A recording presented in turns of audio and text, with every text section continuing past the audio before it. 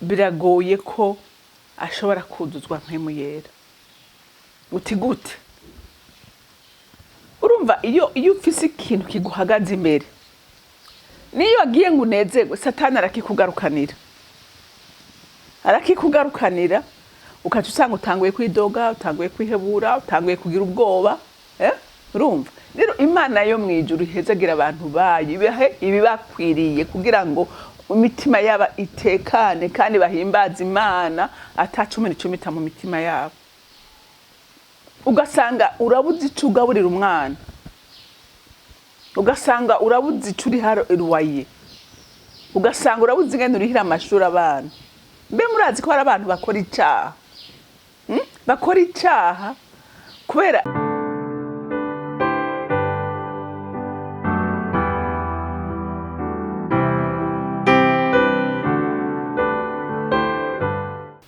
bakunzi bahurikanani TV, ndanezerewe kandi gusubira guhura namwe ngo tuganire ijambo ry'Imana. Ariko imbere yuko dutangura kuganira, reka tusenge. Mana data rugira byose uri mu ijuru, ngiye ngushima Mana ukuntu dukunda kandi utwitwararika. Ni wowe utugenera ibyiza bidukwiriye buri munsi kubera urukundo rwawe.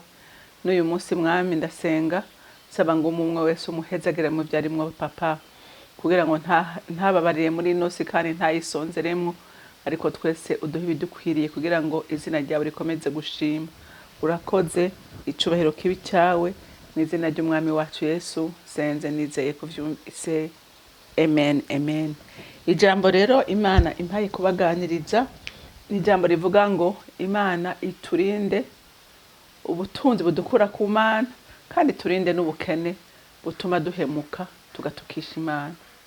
Kuko abantu b'Imana ibi byose umuntu atavyifashemo neza biratuma atimana, biratuma yanka Imana, biratuma tukisha Imana, izina ry'Imana.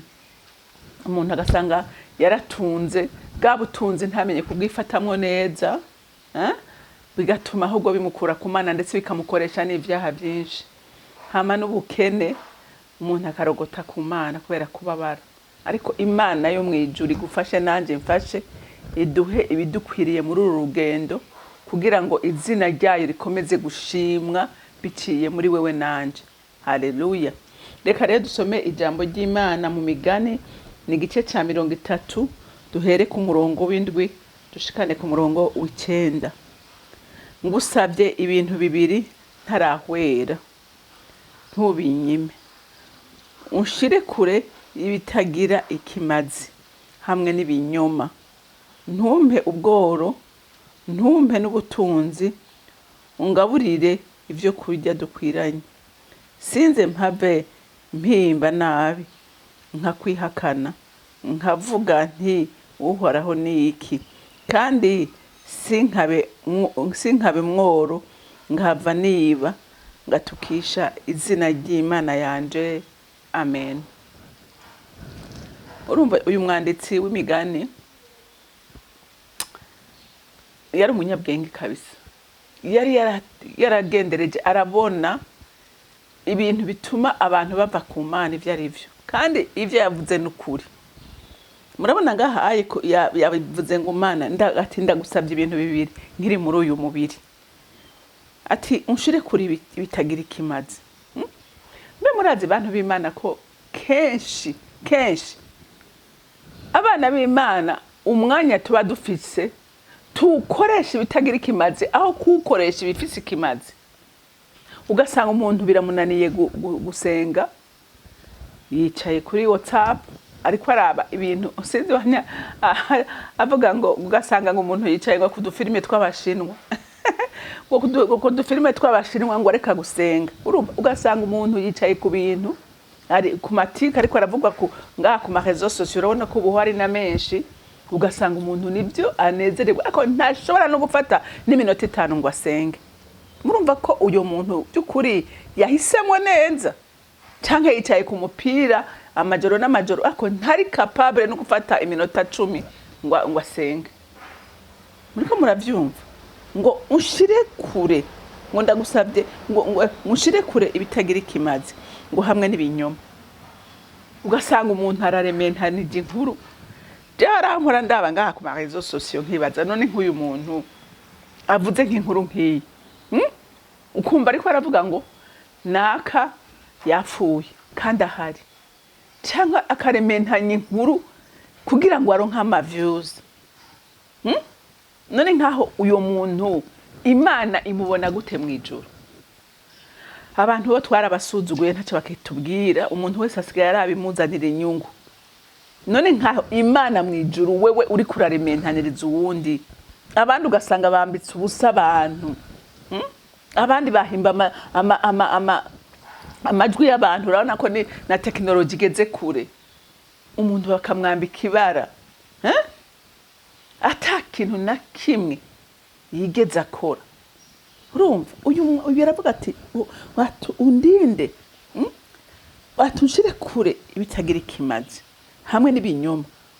amacavuga reki ati kandi undinde gukena abantu b'Imana jewe nukuri Imana imbabarire ni umuntu akenye biragoye ko ashobora kuduzwa mpemu yera uti gute urumva iyo ufise ikintu kiguhagaze imbere niyo agiye ngo unezerwe Satani arakikugarukanira ukaca usanga utanguye kwidoga utanguye kwihebura utanguye kugira ubwoba urumva rero Imana yo mwijuru ihezagira abantu bayo ibihe ibibakwiriye kugira ngo imitima yaba itekane kandi bahimbaza Imana atacumi n'icumita mu mitima yabo ugasanga urabuze ico ugaburira umwana ugasanga urabuze ico uri haruwaye ugasanga urabuze ingene urihira amashuri abana mbe murazi ko hari abantu bakora icaha kubera yabuze shinge na rugero yabuze uko abigenza umuntu akaza akakubwira ati ngurana amafaranga ndindiriye agasheke bandi hejo noca ndayakwishura kandi atagira isheke namba ari kugira ngo yoroshe umutima wawe ushobore kumuha vyoroshe n'ubworo abitewe n'amagogo arimwe abitewe n'ibibazo arimwe mugabo umutima wiwe nta kibi cyari donateur ntiyari umuntu mubi ariko abitewe na situation arimwe rero uyu mwanditsi aravuga ati undinde ubworo uriko uravyumva ngo undinde ubworo ngo ntumpe kandi n'ubutunzi n'ubutunzi ntumpe ubworo n'ubutunzi urumva iyo ubutunzi bubaye bwinshi kandi muze mu birara iyo umuntu yahora Kenya akaja mu butunzi kenshi aribagira Imana ukamengo ibyo yaronse yabironse kubw'inkomezi ziwe yabironse kubwo gukora cyane ugasanga Imana ntakironkera umwanya wamubwira gusenga ngo akazi ni kenshi ati nirutsangiye hari umwanya w'Imana ukabura canke nubwo butunzi Imana imuhaye bukamukoresha amakosa ateye ubwoba ariko uyu mwanditsi aravuga tundinde n'ubutunzi butuma ndakuvako ariko ngo umpi bingwiriye uriko urabyumva ngako murongo w'9 ngo sinze mpave ngo mpimba nabi nkakwihakana nkavuga nti uhoraho niki urumva hariho nuko ayo kugira ngo Imana niki ariko aravuga ati umpi bingwiriye umpi bituma ntarogota umpi bituma ntiyemeza umpi bituma ntakoreshwa ibyaha n'ubutunzi wampaye haleluya ngo kandi sinkabe umworo ngava niba ngatukisha izina ry'Imana mbe murazi ko hari umuntu bashira ko etikete y'umusuma y'umuheranyi kandi muri watari umuheranyi ariko yabitewe n'ibihe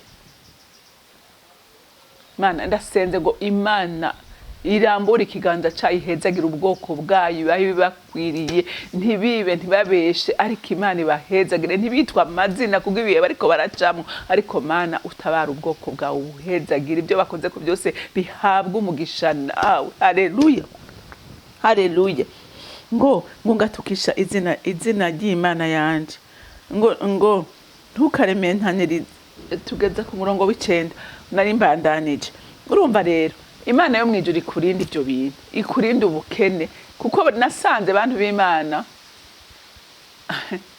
iyo ubutunzi buje ku muntu kugira guma hagaze neza guma ciye bugufa gume yubaha Imana kwakunda guma senga Imana kwakunda agume yubaha abantu kwakundi n'umuntu aba yarageze ku musaraba. Ubutunzi buragushira mu kindi kibanza, buragushira mu kibanza wumva ko nawe umenga uraremereye, ariko harahiriwe uwabuhawe akaguma aciye bugufi, akaguma yubaha Imana kwa kundi, akaguma asa nk'Imana, ahubwo akongereza, ahubwo wabuhawe yarakwiye n'ukongereza, kuko Imana iba yamugiriye neza. Imana hari intambwe ibe mugejejeko. Rero numva ngo uwahezaga we yarakwiye gushima Imana cyane kandi akayikorera gose. Kubera iki? Kubera afise n'ibyo akoresha kugira ngo ubwami bw'Imana bushigwe hejuru. Rero umuntu w'Imana, isengesho nanje ndiko ndisengera nawe no gusengera kakanya, Imana iguhezagire. Haleluya. Imana iguhezagize ibigukwiriye, bituma ugumugororekeye Imana, bituma utava ku Mana, kuko ari ubutunzi bwo gukura ku Mana ukiyemera ugakora ibyankwa nayo, n'ubukene bwo gutera kwitwa amazina kandi bikababaza Imana. Haleluya. Nukuri hariho abantu ubona usanga bari mu bihe ukabona bitwa amazina kandi amazina atara yabo, ariko bakayitwa kubw'ibihe. Ibyo byose rero Imana yo mu ijuru ibikurinde. Mana data rugira byose uri mu ijuru, ndagushima Mana kandi ndagukunda. Uri umwizigirwa kuko wewe utazi guhemuka kandi utazi no kwirengagiza abana bawe. Iri jambo Mwami uduhaye uyu munsi, ndasenze ngo rikore ku mutima w'umuntu wese, rigende rimuhingura arabe ibihe yararimo, niba ari muhe by'ubutunzi yumva Imana takibanza gifise, yibuke ko ivyo byose yabihawe n'Imana, garuke afukame imbere y'abashime aho umugejeje. No uri mu bihe by'ubukene, yunamure amaso kuri wewe kuko nta waguhamagaye wigeze wirengagiza. Niyagutabaza umwumva umugiriye neza, umukure muri situation arimo. Mana ndagushimiye kandi ndakunenaje, icubahiro cyose kibi cyawe, mu izina ry'umwami wanje Yesu Kristo senze nizeye kuvyumvise. Amen, amen. Mwarahezagiwe, mugira umunsi mwiza.